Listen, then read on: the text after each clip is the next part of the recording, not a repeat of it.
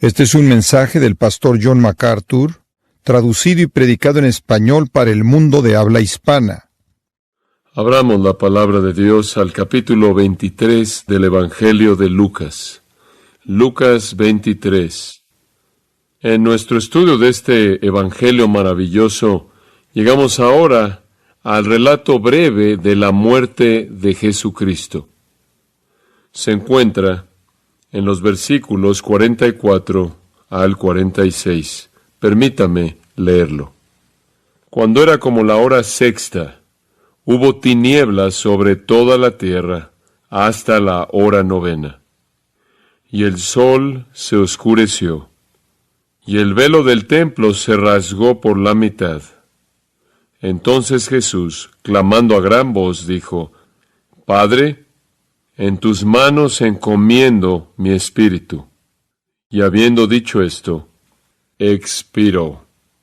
Hasta ahora en el relato de la crucifixión de Jesucristo, usted podría pensar que Él es una mera víctima de la injusticia y crueldad humanas. En la burla de la secuencia de los juicios, tanto judío como romano, a los cuales Él fue sujeto, hay una declaración repetida de su inocencia, y sin embargo Él es condenado a morir. Tendría que ser catalogado como uno de los actos más injustos jamás perpetrados en contra de un hombre por parte de un tribunal en la historia. Más allá de eso, sería el acto humano más injusto porque Cristo era absolutamente perfecto. Es lo peor que los hombres podían hacer, es lo peor que los hombres jamás hicieron. La injusticia es evidente y fue seguida por crueldad, que es igualmente impía.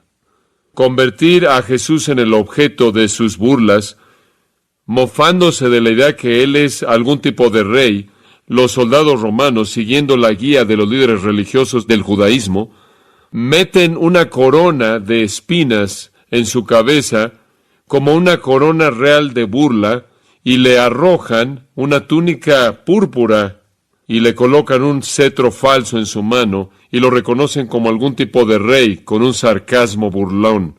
Cuando Él finalmente es llevado a ser crucificado, crucifican a un ladrón a un lado y a otro al otro lado, y de esta manera se burlan de la idea de un rey que tiene a sus dos asistentes más nobles a su derecha y a su izquierda.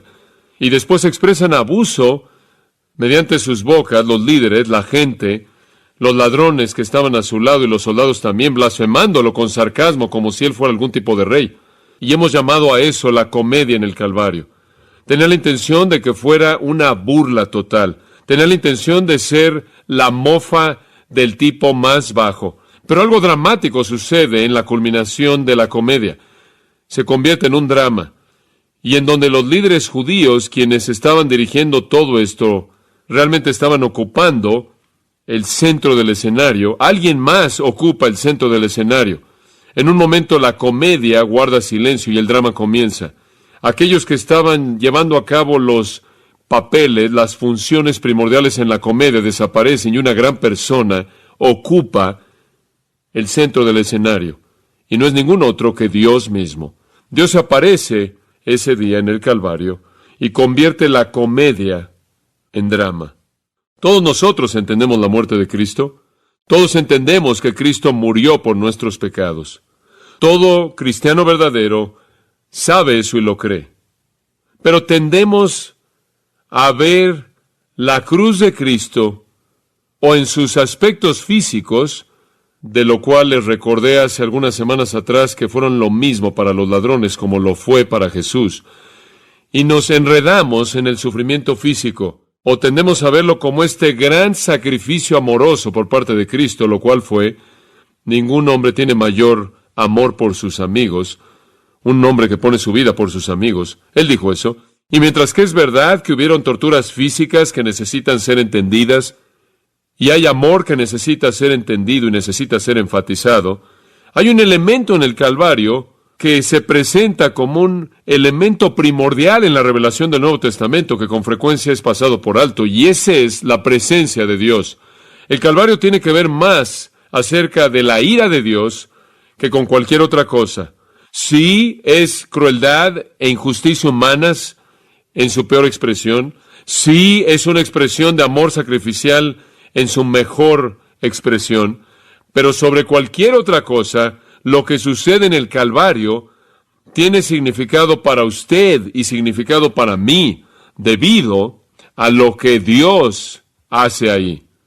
Es cuando Dios se aparece en el Calvario, que se convierte en el acontecimiento salvador que es. Jesús es una víctima de injusticia humana. Jesús sufrió un dolor horrendo, agonizante. Jesús murió de manera dispuesta, amorosa, sacrificando su vida. Esas cosas son verdad. Pero necesitamos pensar en mayor profundidad. Necesitamos salir de la parte baja, por así decirlo, de la alberca y entrar a las profundidades. Y usted hace eso cuando comienza a ver a Dios en el Calvario. Jesús fue crucificado a las 9 de la mañana el viernes de la semana de la Pascua. Durante las primeras 3 horas, el pueblo y los gobernantes y los soldados, inclusive los criminales, dominaron la escena. La blasfemia, el ridículo, la burla, el menosprecio, los insultos. Solo hay un hombre quien es la excepción a la regla a lo largo de estas primeras 3 horas. Y ese es uno de los ladrones a quien le es dada vida y luz por parte de Dios y ve la verdad y es salvado de manera maravillosa, mientras que está colgando ahí al lado de Jesús. El resto están contentos con disfrutar de la broma lo más que pueden, pero la comedia termina al mediodía. Tuvieron sus 3 horas y se acabó, y cuando terminó realmente se acabó. Dios ocupó el centro del escenario. Había sido el teatro del pueblo y ahora era el teatro de Dios. Ellos habían sido los actores en el escenario y ahora Dios sería el actor. Estos 3 versículos son lo suficientemente simples, realmente no demandan un bosquejo. Será casi como entrometerse en su simplicidad y usted ciertamente no debe sermonizar esto como si de alguna manera pudiera mejorar esto. La estructura es obvia. No hay lugar para inventar algún mecanismo que invade la magnificencia simple de esto, así que simplemente veamos estos 3 versículos y veamos lo que nos dicen. Versículo 44. Cuando era la hora sexta, eso sería el mediodía, El día judío esencialmente comenzaba a las 6 de la mañana. Ahora recuerde, ellos no tenían relojes, entonces ellos no contaban el tiempo en horas, minutos y segundos. El día judío comenzaba alrededor de las 6 de la mañana. Una hora variaba en su extensión en diferentes épocas del año, pero la hora sexta siempre era al mediodía, el sol en su ápice. Ese es un hecho muy importante. La primavera en la tierra de Israel, al mediodía, un día soleado, brillante, árido, seco, casi tan soleado que usted se encuentra ahí cerrando los ojos aun cuando usted no está viendo al sol de manera directa. Era el mediodía. Pasa a Juan 19, porque quiero aclararle algo. Juan, como Mateo, Marcos y Lucas, tiene su registro histórico de la muerte de nuestro Señor Jesucristo, el cual encaja de manera perfecta con todos los demás. Pero hay una nota interesante que debemos señalar aquí en Juan 19, versículo 14. Jesús está ante Pilato, y dice en el versículo 14, era la preparación de la Pascua.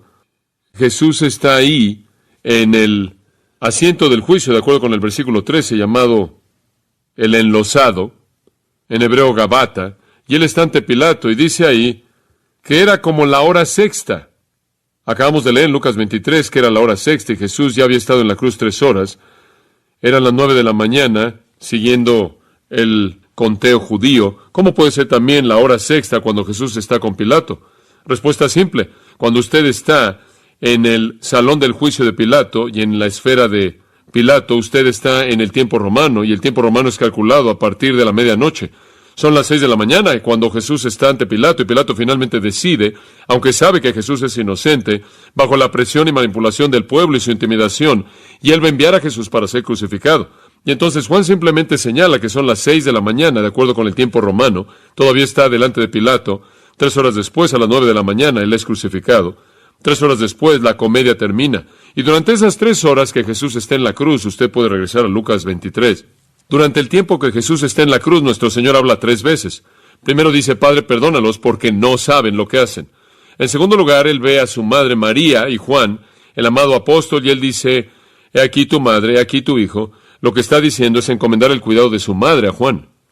Y lo tercero que él dijo, al ladrón que estaba colgado a su lado, hoy estarás conmigo en el paraíso. 3 horas, él solo hizo 3 afirmaciones. El aire estaba lleno de palabras, pero era burla y menosprecio y abuso en contra del rostro del Jesús crucificado por parte de la multitud. Pero al mediodía, dice esto, hubo tinieblas sobre toda la tierra hasta la hora 9, y el sol se oscureció. Literalmente fracasó, se apagó. Este es mediodía, el sol en su ápice, a la mitad del cielo, con un brillo refulgente, e instantáneamente hay oscuridad total. El sol se apaga, no hay luna, no hay estrellas, está totalmente oscuro. Ni siquiera puede imaginarse el shock. No se lo puede imaginar. Ellos sabían lo que habían estado haciendo, burlándose, blasfemando, y de pronto, en un momento aterrador, de pánico, molesto, sacudiendo su seguridad, llevándolos a un punto de sobriedad en sus mentes frívolas. Sin advertencia, su mundo se oscurece de manera total. No hay electricidad, no hay luz, solo esas lámparas de aceite con una mecha flotante, y nadie tenía esas a la mitad del día. Cae sobre la tierra entera. No sabemos qué tan lejos. El Calvario, Jerusalén, Judea, no sabemos qué tan lejos, pero abarcó a esa nación. ¿Qué causó esta oscuridad? Algunos han sugerido que este es un eclipse natural. Eso no es posible, debido a que la Pascua es establecida por la luna llena, y usted no puede tener un eclipse con una luna llena. Otros han sugerido que esta es la presencia de Satanás, que está trayendo el poder de las tinieblas en contra de la cabeza de Jesús. Bueno, sabemos que antes en Lucas Jesús había dicho, esta es la hora para las tinieblas. Y entendemos que el reino de Satanás se caracteriza por la oscuridad moral y espiritual, pero Satanás no está a cargo del mundo natural. Sí, oscuridad moral, sí, oscuridad espiritual, pero esta es ninguna de esas dos. Esta es oscuridad de un tipo natural, pero sin explicación natural alguna. Solo tenemos una alternativa más, y es Dios. ¿Cómo verían los judíos esto? Ellos dirían, ¿hoy un eclipse? No. Luna llena, Pascua. Dirían, ¿Satanás ha llegado? ¿Lo dirían? No. No. ¿Qué dirían? ¿Cuál sería su primer pensamiento cuando la oscuridad instantánea, total, hubiera llegado y no podían ver su mano enfrente de sus rostros, y la oscuridad ha durado durante 3 horas sólidas? No podían moverse, no podían descender del monte, no podían ir a ningún lugar, no había lugar en ningún lugar. ¿Qué habrían pensado? ¿Cuál habría sido el pensamiento que habría entrado en sus mentes? Alguien podrá decir, bueno, ellos no pensarán en Dios porque Dios es luz. Algunas veces, eso es verdad. Dios apareció originalmente al guiar a Israel, sacándolos de Egipto como una luz en el día y luz en la noche, una nube de luz en el día y una luz ardiente de noche, y Dios descendió en la luz Shekinah para morar en el lugar santísimo, en el tabernáculo y de nuevo en el templo. Y es verdad que el Salmo 27:1 y otros salmos dicen, Jehová es mi luz y mi salvación, y Dios se asocia a sí mismo con la luz. Pero también sabían que con mayor frecuencia Dios se asocia a sí mismo con la oscuridad. Ellos lo sabían muy bien. Eso se remontaría al capítulo 15 de Génesis, en donde Dios viene a hacer un pacto con Abraham, y Dios dice, voy a hacer un pacto contigo para bendecirte y a través de ti bendecir al mundo, el pacto abrámico. Y quiero sellar ese pacto en sangre. Entonces quiero que mates algunos animales, los partas por la mitad y coloques las mitades uno enfrente del otro. Coloca un ave muerto por aquí y un ave muerto por allá y alinea todos esos pedazos sangrientos, lo cual es lo que hacían en tiempos antiguos. Hacían eso como un símbolo de hacer un pacto de sangre. Las dos personas que hacían el pacto caminaban por en medio de las partes sangrientas y eso se llama el pacto. Nada más que en el caso de Dios, este es un pacto unilateral, incondicional, y Dios lo hace consigo mismo y no hay condiciones que Abraham tiene que cumplir. Y entonces hace que Abraham se duerma. Eso es exactamente lo que Génesis dice que sucede cuando Dios llega. Cuando el sol se estaba metiendo, he aquí terror y gran oscuridad. Cuando Dios se apareció como oscuridad. Se apareció en forma de juicio. En Éxodo capítulo 10, de nuevo, con el pueblo de Israel, la oscuridad se asocia con la presencia de Dios.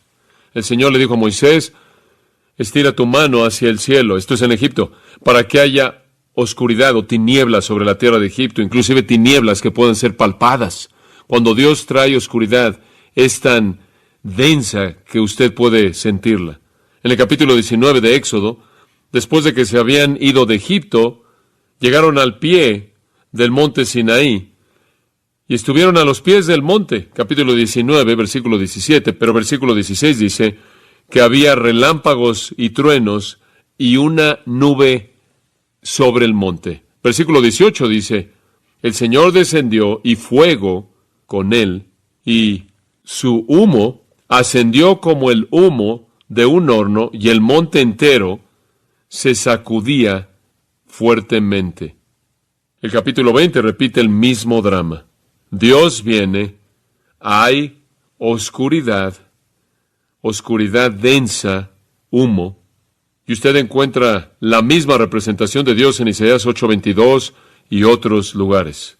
El pueblo de Israel habría sabido bien que la presencia de Dios podía estar asociada con oscuridad sobrenatural inexplicable. No estamos hablando de unas cuantas nubes que oscurecieron o se colocaron enfrente del sol. Estamos hablando de una oscuridad densa.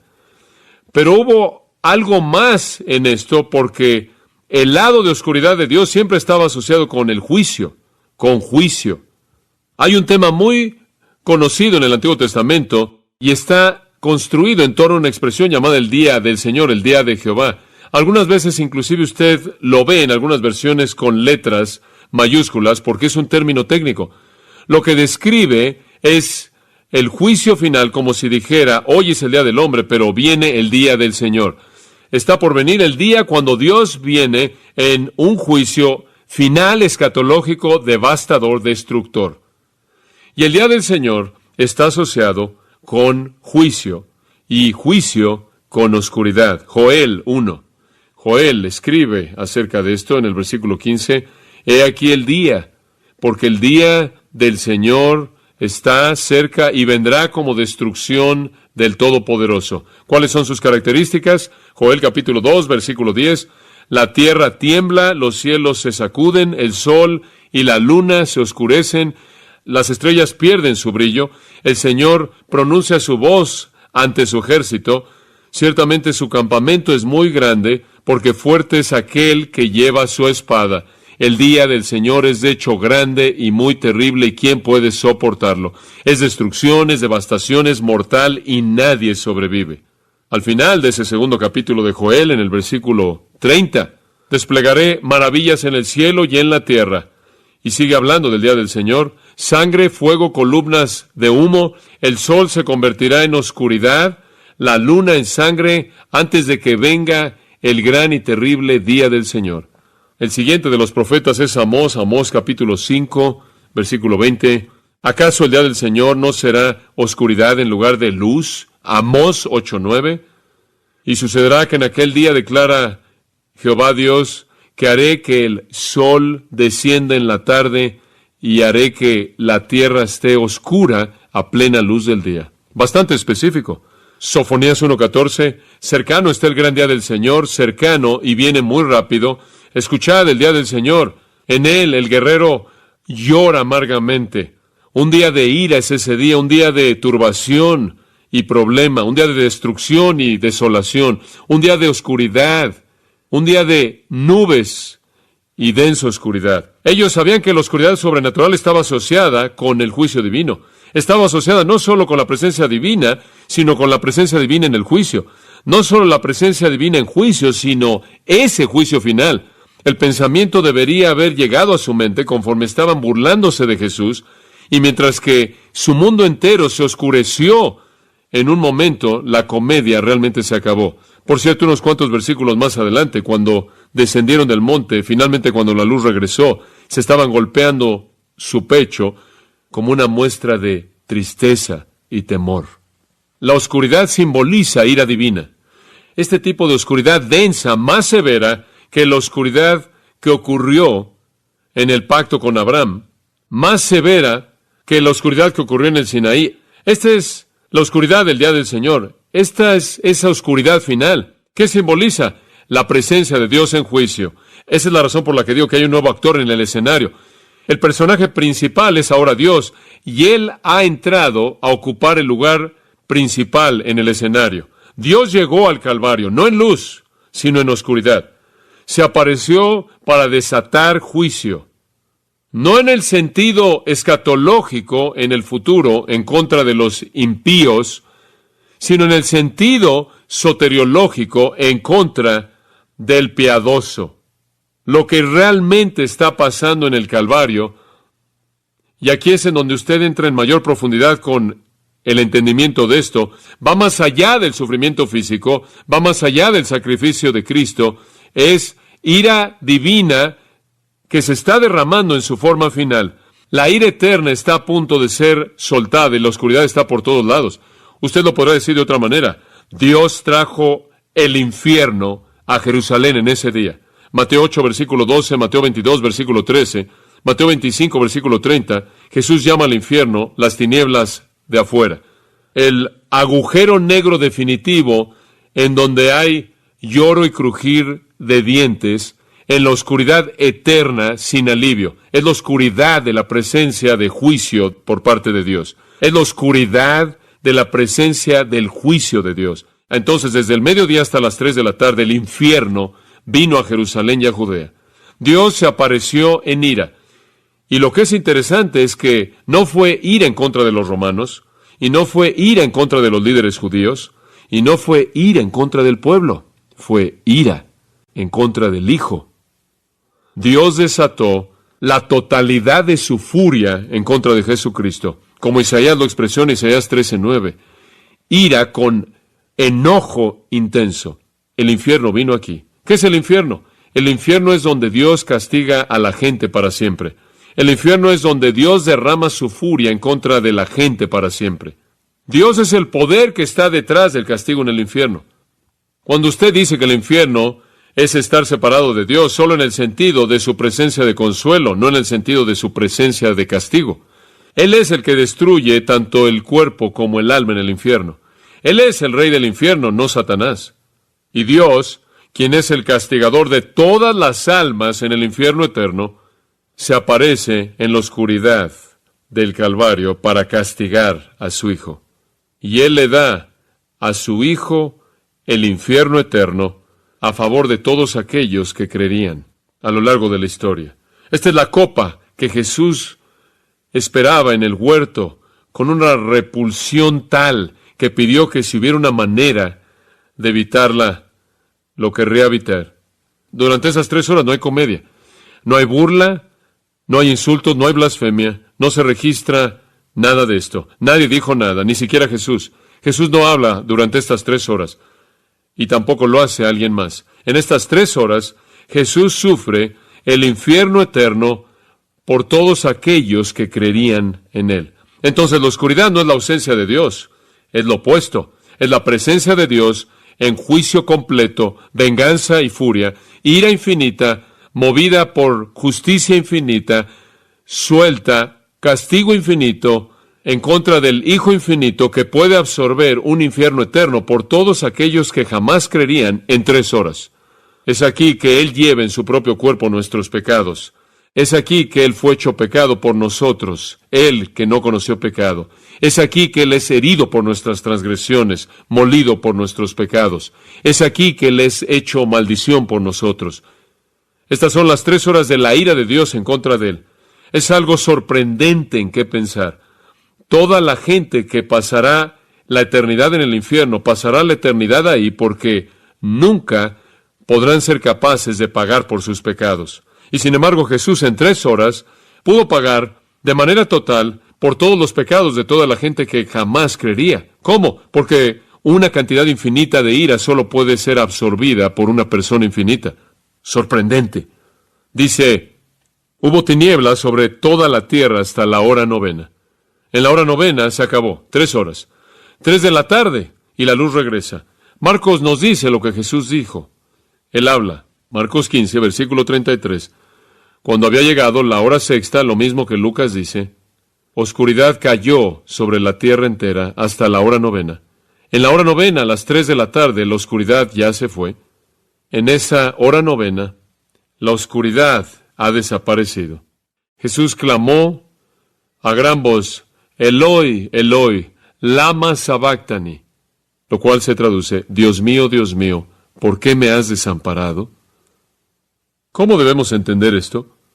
Los teólogos han pensado y hablado y escrito volúmenes acerca de esto. Ciertamente no espero tener un entendimiento más profundo acerca de esto que ellos, pero no creo que es tan complicado como algunos han tratado de presentarlo.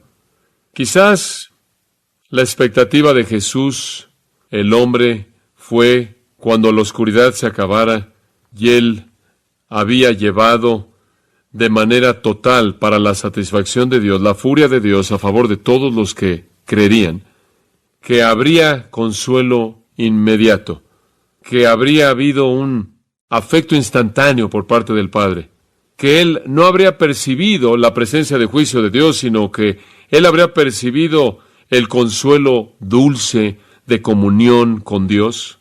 Pero no fue así, no fue así. La ira se acabó. Dios ha estado ahí en la totalidad de su presencia. Él no ha estado ausente, Él ha estado presente, derramando su ira. Pero cuando la oscuridad se fue, así también Dios, en alguna manera inexplicable, divina. Creo que lo que nuestro Señor está diciendo es, ¿en dónde está el consuelo? Hubo un momento después de que el juicio se acabó. Después de que Él había llevado toda la furia de la presencia de juicio de Dios, que Él esperaba consuelo dulce y no estuvo ahí. Y en el agotamiento inimaginable después de la oscuridad, Dios mío, ¿por qué me has desamparado? Esa es una pregunta apropiada. ¿Por qué? No es que Dios le trajo consuelo instantáneo, comunión instantánea, dulce. Bueno, me parece que este es el sufrimiento final del infierno. Este es un recordatorio para todos los pecadores, de que mientras que el infierno es la furia total de la presencia de castigo personal de Dios, Él nunca estará ahí para confortar, para consolar. Él nunca estará ahí para mostrar consuelo. Él nunca traerá alivio. Y si Dios va a soportar un infierno completo, es tanto un castigo de Dios como la ausencia de consuelo. Este es el infierno. Y el infierno vino al Calvario en ese día, en su totalidad, en su plenitud. ¿Por qué me has desamparado? Pero ese es el infierno. Ese es el infierno. Castigo sin alivio. La expresión, Dios mío, ¿podría verla usted como algo indiferente o menos afectiva que Padre? Es la única ocasión en el Nuevo Testamento entero en donde Jesús se refiere a Dios como alguien diferente de Padre, siempre Padre, excepto por Dios mío. ¿Es eso indicativo de algún tipo de cambio en su actitud hacia Dios? ¿Acaso Él ha perdido su afecto hacia su Padre? Creo que puedo ayudarlo con eso. Jesús usó expresiones dobles en varias ocasiones. La primera es, Marta, Marta. ¿Fue eso una ausencia de afecto? No creo. fue la presencia de decepción, ¿no es cierto? Marta, Marta, es una expresión íntima, es una expresión de amor, con decepción en ella. ¿Qué hay acerca de esto? Eso es Lucas 10:41. ¿Qué hay acerca de Lucas 20:22 al 31? Él ve a Pedro y dice que, Simón, Simón, ¿es esa una falta de amor? No, es una expresión de intimidad, con decepción en ella. ¿Qué hay acerca de Lucas 13:34? Jerusalén, Jerusalén, ¿es esa una falta de amor? ¿Cuántas veces quise reunirte, pero no quisiste? Ahora tu casa es desamparada. Es afecto con decepción en ella. Y así lo es, Dios mío, Dios mío. Es afecto íntimo con decepción. No es diferente de David, quien dijo, Absalón, Absalón, hijo mío. Es afecto con decepción. Usted puede voltearlo y oír esto. Mateo 7. Muchos me dirán, Señor, Señor. Y yo les diré, nunca os conocí. Esas personas que son rechazadas por el Señor, quienes tienen en su mente la idea de que tienen una relación muy íntima con Él, serán decepcionadas. Cuando Él dice, Dios mío, esto es íntimo, pero es la decepción del momento. ¿En dónde está el consuelo? Pero ese es el infierno que Él soportó. Y después, versículo 45, Dios subrayó la obra que Él había hecho en la cruz. Lucas nos dice, esto es tan asombroso, pero dicho de una manera tan suave. Y el velo del templo se rasgó por la mitad. Cuando usted lo lee es algo que parece no ser importante. Usted tiene que entender lo que está pasando aquí. Ha estado oscuro durante 3 horas, totalmente oscuro. Nadie pudo ver su mano enfrente de su rostro. Han estado de pie ahí durante 3 horas, tratando de comunicarse y entender qué estaba pasando. Habrían asociado eso con la presencia divina y juicio. Tiene usted a los sacerdotes ahí en el templo preparándose para comenzar la matanza de decenas de miles de corderos y otros animales, listos para llevar a cabo su trabajo de matanza sangrienta en la Pascua. Tiene a todos los adoradores, la gente que no está ahí donde está el Calvario.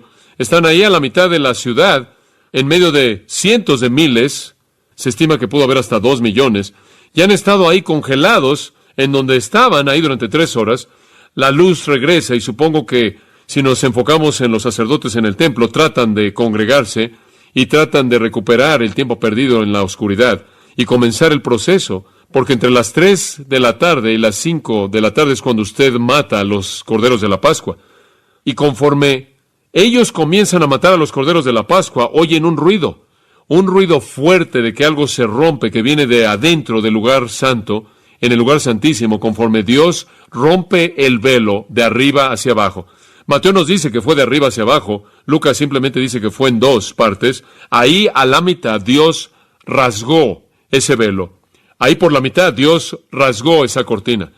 Habían por lo menos 13 cortinas en el templo, pero una de ellas era la más importante.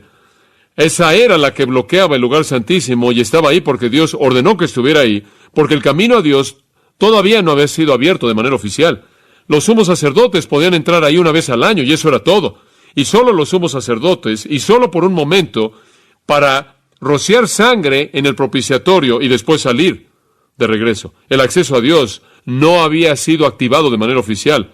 El lugar santísimo simbolizaba la presencia de Dios y estaba cerrado a todo mundo. Pero a las 3 de la tarde, alrededor de ese momento, la luz aparece y Dios rasga el velo y abre el lugar santísimo porque Jesucristo ha activado de manera oficial el acceso.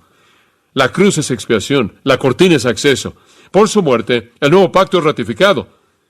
Había sido implementado. La gente había sido salva antes de eso, pero la ratificación oficial y la activación de ese nuevo pacto no sucedió sino hasta que Jesús murió en la cruz. Y entonces Dios rasgó la cortina y abrió el camino a su presencia. Cuando eso sucedió, el templo fue obsoleto. El sumo sacerdote fue obsoleto. Todos los sacerdotes fueron obsoletos. Todos los sacrificios fueron obsoletos. Todo lo que pasaba en ese lugar fue obsoleto. Se había acabado. Todas eran sombras, todas eran símbolos de lo que iba a venir, de lo que estaba por venir. Entonces, precisamente en el momento en el que los sacerdotes estaban comenzando a matar a los animales que no podían quitar el pecado, Dios rasgó y abrió, Dios rasgó el velo y su presencia Dios rasgó el velo y abrió el acceso a su presencia debido al sacrificio de uno que quitó el pecado. ¡Qué momento! ¡Qué momento! Antes, en la semana, Jesús había pronunciado destrucción física en contra del templo. Ni una piedra sería dejada una sobre otra. Capítulo 21, versículos 5 y 6. Y aquí Dios emite sus juicios espirituales en contra del sistema entero. Ese sistema entero del templo debía proveer un medio mediante el cual un pecador pudiera tener acceso a Dios, pero nada de eso fue cumplido hasta que Jesús murió en la cruz y Dios dijo que lo hizo y rasgó y abrió la cortina. Si usted lee el capítulo 9 de Hebreos, usted va a leer en los primeros 8 versículos de cómo Dios ha diseñado este lugar y el lugar santísimo y una cortina y separación y nadie nunca puede ir ahí. Y después llega al capítulo 9 y llega al versículo 11 al 14 y de pronto las cosas comienzan a cambiar de manera dramática. Escuche lo que dice Hebreos 9, versículo 11. Pero cuando Cristo apareció como sumo sacerdote de los bienes venideros, Él entró a través del tabernáculo más grande y más perfecto, no hecho con manos. Esto es, no de esta creación, no a través de la sangre de cabras y becerros, sino a través de su propia sangre. Él entró al lugar santo una vez y para siempre, habiendo alcanzado redención eterna. Esta es la ratificación del nuevo pacto, y entonces en el capítulo 10 de Hebreos, versículo 19, dice, debido a que Jesús abrió el camino al lugar santo, tenemos confianza para entrar al lugar santo mediante la sangre de Jesús, por un lugar nuevo y vivo, el cual Él inauguró para nosotros a través del velo, que es su carne. Así que acerquémonos a Dios con un corazón sincero y con plena certeza de fe, habiendo rociado nuestros corazones y quedado limpios de una conciencia mala, lavados nuestros cuerpos con agua pura. Ahora podemos entrar corriendo, Hebreos 4:16 dice, al trono de la gracia para alcanzar misericordia y hallar gracia para el tiempo de necesidad. Dios rasgó la cortina, la obra había sido terminada. Por cierto, en el mismo momento, Mateo 27:51 dice esto, y la tierra tembló y las rocas se partieron. Este es un temblor lo suficientemente poderoso como para partir rocas. Sabemos acerca de temblores aquí en la parte del sur de California. Este es un temblor poderoso que abre las rocas. No sé cuál habría sido el nivel en la escala de Richter, 8. Un terremoto con ese tipo de fuerza habría llevado a Jerusalén a un alto. Es un día bastante aterrador, considerando todo lo que está pasando. ¿Y sabe con qué habrían asociado los terremotos? Le leí a usted textos acerca de terremotos que estaban asociados con la presencia de Dios y el día del Señor de juicio en los profetas. Cuando Dios descendió a Sinaí, dice en Éxodo 19:18, que el monte entero tembló. Salmo 18:7 dice que la tierra tembló y se sacudió. Y los cimientos de los montes se sacudieron y temblaron debido a que Dios estaba enojado. Cuando las cosas se oscurecen es juicio divino. Cuando la tierra tiembla es enojo divino. Salmo 68:8, la tierra tembló. Los cielos derramaron lluvia ante la presencia de Dios. El Sinaí fue movido ante la presencia de Dios, el Dios de Israel. Y Nahum el profeta escribió en su pequeña profecía, los montes temblaron ante él. Los montes se derritieron. La tierra tiembla ante su presencia, sí, el mundo y todos los que moran en él. Dios está en la oscuridad, Dios está en el temblor. El Apocalipsis nos cuenta que en el final, en el juicio final, habrán terremotos como el mundo jamás ha experimentado. Esta es la furia de Dios, no en contra de los líderes religiosos, no en contra de los judíos, no en contra de los romanos, no en contra de esas personas, sino en contra de su Hijo. Dios está ahí en la presencia de juicio. Eso no es todo. Sí, Él está ahí en la presencia de juicio, pero no olvide que también Él rasgó el velo. Los negativos indicados por la oscuridad y el temblor, el efecto positivo de ese juicio es que el camino está abierto. Hay un efecto positivo más.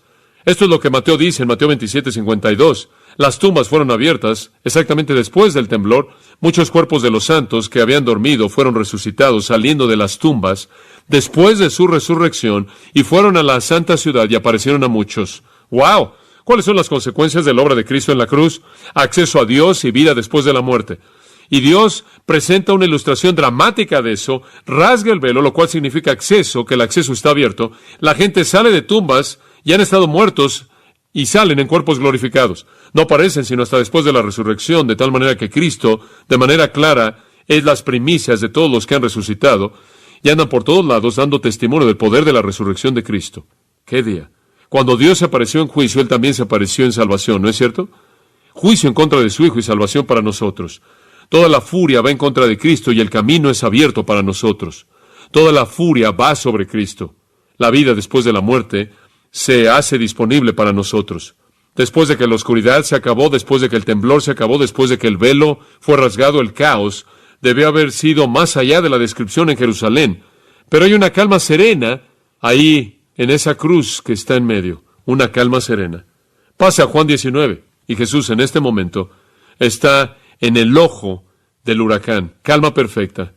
Juan 19, 28. Después de esto, después de que todas esas cosas que describimos, Jesús, sabiendo que todas las cosas ya habían sido cumplidas para que la Escritura se cumpliese, se acabó, todo se acabó. Él ha llevado todo, el camino está abierto, la vida de resurrección ha sido provista. Él ya acabó. Y en esa calma dulce serena, Él dice, tengo sed. Tan maravillosamente humano. Él no habría bebido nada. ¿Se acuerda? A lo largo de todo el proceso, para que pudiera sentir la experiencia plena de todo lo que Él enfrentó, pero se acabó. Tengo sed.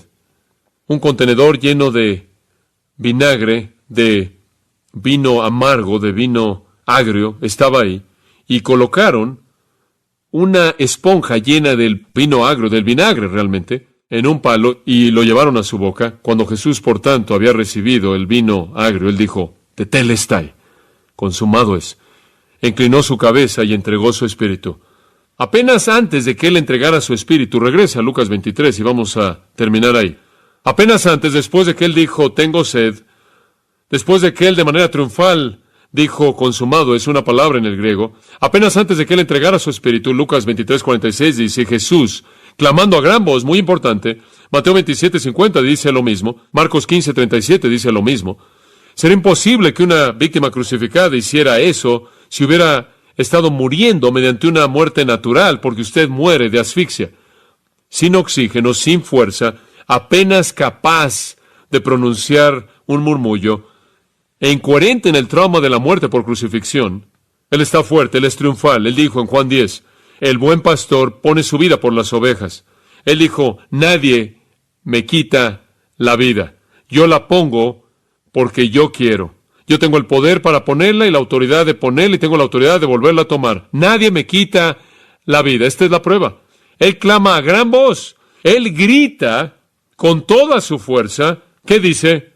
Padre, en tus manos encomiendo mi espíritu.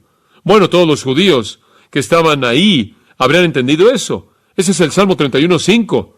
Ese era el Salmo 31:5, un versículo muy conocido. De hecho, era tan conocido que era su oración de la tarde. Esa era su oración de la noche antes de que se fueran a acostar. Esa era su oración de que ahora me voy a acostar. En tus manos encomiendo mi espíritu. Muy conocido para todos ellos.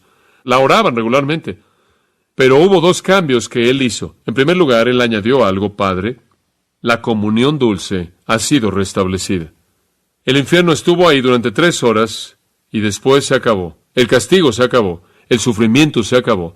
La comunión dulce con el Padre ha sido restablecida. Y después Él dejó algo afuera. El Salmo 31:5 termina así. Tú me has rescatado, oh Dios, Dios de verdad, oh, tú me has redimido. Bueno, no fue Él el que fue redimido en la cruz, Él fue el Redentor. Oh, la precisión de las Escrituras es impresionante, ¿no es cierto? Él añadió Padre para que supiéramos que esta relación era todo lo que esperaríamos que fuera. Y Él sacó la parte acerca de ser redimido porque Él no fue redimido. Él fue el Redentor. Jesús toma ese salmo porque el Salmo 31 es acerca de la oración de un justo que está sufriendo, que está en medio de su sufrimiento, diciendo, todo lo que puedo hacer es encomendar mi corazón a ti, encomendar mi espíritu a ti, encomendar mi vida a ti. Y Jesús es la persona perfecta, sin pecado, justa, que sufre, quien en la muerte expresa confianza perfecta en el amor de su Padre y en la promesa de que lo va a recibir a Él. Pedro dijo que cuando le maldecían, él se encomendaba a un creador fiel. Por cierto, Esteban aprendió de eso. ¿Se acuerda cuando Esteban murió? Él dijo, Jesús, recibe mi espíritu. Así como Jesús dijo, Padre, recibe el mío. Entonces Lucas dice después de eso, y habiendo dicho esto, expiró. Muy descriptivo en su simplicidad, sin embargo, muy restringido. Entonces Dios había matado a su propio Cordero de la Pascua y el Cordero mismo de Dios de la Pascua fue su primogénito. ¿Cómo respondemos esto? Bueno, veremos esto la próxima vez, pero veamos el versículo 47 por lo menos para terminar. Cuando el centurión vio lo que había acontecido, ¿qué hizo? ¿Qué? Dio gloria a Dios. Si esa es la manera de responder, ¿no es cierto? ¿Qué otro tipo de respuesta habría más que alabar a Dios? Toda bendición en el Nuevo Testamento es una expresión de alabanza a Dios por la redención. Y debemos unirnos al coro celestial y cantar: digno es el Cordero que fue inmolado. Y expresar que Él es digno de recibir poder y honra y gloria y riquezas y sabiduría y fortaleza. Solo hay una manera de responder, y esa es decir: si fuera toda la esfera de la creación mía, si fuera toda la naturaleza mía, ese sería un regalo demasiado pequeño que ofrecerte. No quiero nada que este mundo tiene que ofrecer. Lo doy todo, entrego todo por Cristo, mi todo y todo. Padre, te damos gracias por el retrato que es tan vívido y claro en el Calvario. Nuestro Señor Jesús llevando tu juicio e ira y nuestro castigo. Simplemente no tenemos palabras en este punto al pensar en la grandeza de su sacrificio y la grandeza de tu gracia hacia nosotros, que somos tan absolutamente indignos. Señor, lleva a cabo tu obra en nuestros corazones y te daremos gracias. Queremos vivir el tipo de vida que demuestra esa gratitud. Oramos para la gloria de Cristo, como siempre.